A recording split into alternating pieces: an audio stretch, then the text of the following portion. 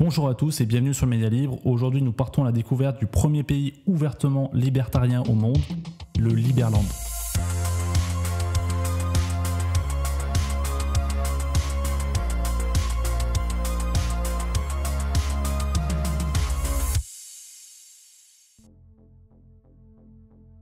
Tout d'abord, il faut que je vous parle de son principal créateur.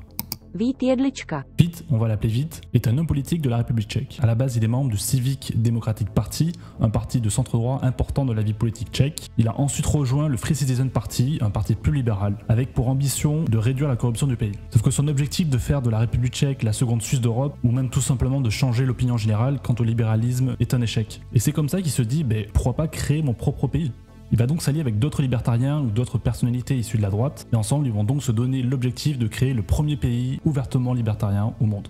Mais pour créer son propre pays, il faut un territoire. Et pour ça, il faut un territoire qui n'appartient à personne, si possible. Pour ça, ils vont se renseigner, chercher un territoire qui est pas trop loin de la République tchèque. Et en s'intéressant au Danube, ils vont se rendre compte qu'entre la Serbie et la Croatie, il y a un territoire de 7 km² qui n'appartient à personne. C'est ce qu'on appelle une terra nullius, une terre sans maître. Comment ça se fait qu'un bout de territoire n'appartienne à personne ? En fait, depuis l'éclatement de la République fédérale socialiste de Yougoslavie, un différent frontalier oppose la Croatie et la Serbie. Après les guerres de Yougoslavie, l'actuel talweg du Danube est devenu la frontière serbo-croate de fait, mais la Croatie revendique comme frontière l'ancien talweg du Danube, avant donc la régularisation. On a donc plusieurs bouts de territoire tels que l'île de Vukovar ou l'île de Šarengrad qui sont donc disputés par les deux pays. Le plus grand de ces bouts de territoire serbes selon la Croatie mais croate selon les Serbes est celui de Gorja Siga. Bref, c'est donc ce bout de territoire qui est investi par le Liberland. Par ailleurs, le chenal navigable du Danube est classé parmi les eaux internationales. Et donc c'est le 13 avril 2015 que le Liberland est autoproclamé. Date symbolique qui correspond à la date d'anniversaire de la naissance de Thomas Jefferson. Quels sont les principes de la République libre du Liberland ? Alors déjà, sa devise c'est vivre et laisser vivre. Ce qu'il faut savoir, c'est que vous pouvez demander votre citoyenneté et selon le site officiel, seuls les communistes, les néo-nazis et les extrémistes ne sont pas admissibles à la citoyenneté. Et en fait, pour 5000 $, vous pouvez avoir le passeport, ce qui en fait le passeport le moins cher au monde. Il y aurait, selon les chiffres que j'ai, qui sont peut-être un peu datés, 7000 résidents agréés et 700 000 demandes de citoyenneté supplémentaires en cours de traitement.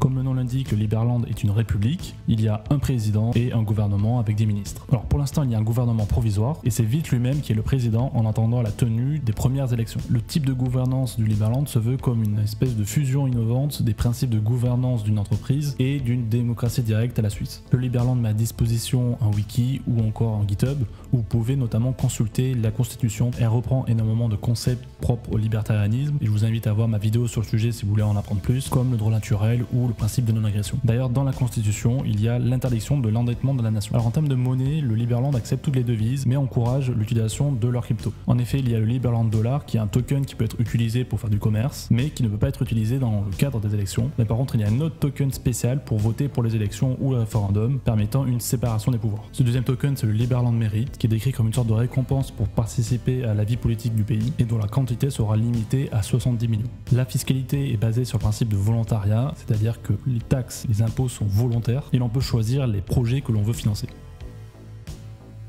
Le pays n'est pas reconnu par la communauté internationale et notamment la Serbie et la Croatie. D'ailleurs, la police croate empêche les Liberlandais de se rendre sur leur territoire revendiqué. Alors maintenant, ça s'est un petit peu arrangé avec les autorités croates et quelques excursions sont autorisées de temps en temps, mais à l'heure actuelle, il est impossible de s'y installer de manière permanente. Ceci dit, la Croatie aurait récemment parlé du Liberland comme étant un para-state, en anglais un para-état, ce qui, selon Vít, pourrait constituer comme étant une première étape de reconnaissance du Liberland.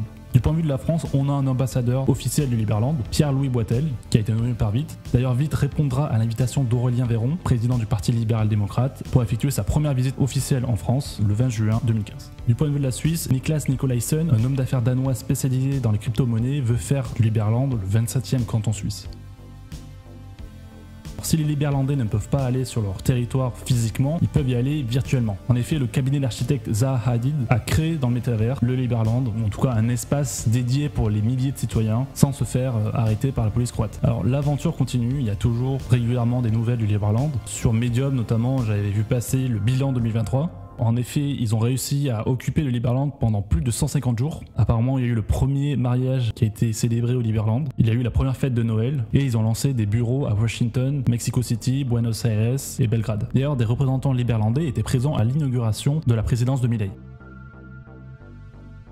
En conclusion, on peut dire que le Liberland est un pays plus virtuel qu'autre chose, mais qui peut-être un jour sera officiellement reconnu et investi par ses citoyens qui sont pour l'instant virtuels. Si jamais c'est le cas, ça pourrait être très intéressant, beaucoup d'investisseurs s'y intéressent, on pourrait y voir un nouveau type de nation ou en tout cas de gouvernance, peut-être une forme de néo-feudalisme de droit privé. Et si on atteint les 50 000 abonnés, promis, je me rends au Liberland. Donc likez, partagez et abonnez-vous si vous avez aimé cette vidéo, si vous aimez la liberté ou simplement si vous voulez juste me voir me faire arrêter par des policiers croates déter.